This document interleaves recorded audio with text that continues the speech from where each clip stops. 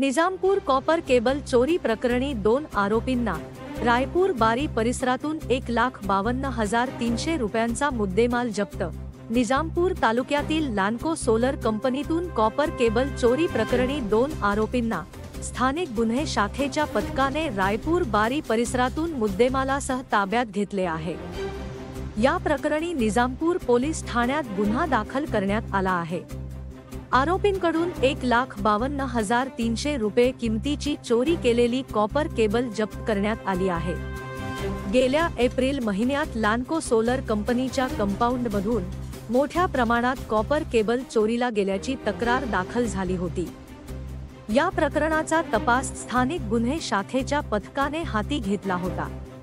गुप्त माहितीच्या आधारे पोलिसांनी वाघापूर गावातील भीमा नारायण बोरकर आणि रतन हरी बोरकर यांना ताब्यात घेतले।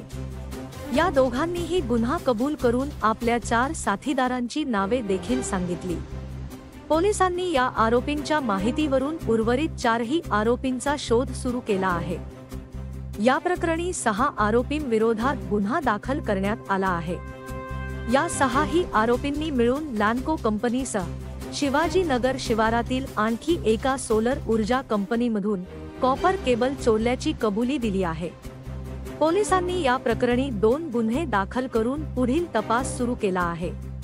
ही कामगिरी धुळे स्थानिक गुन्हे शाखेचे पोलीस निरीक्षक श्रीराम पवार यांच्या पथकाने केली आहे। धुळे क्राईम न्यूज साठी अब्दुल रहमान मलिक, धुळे।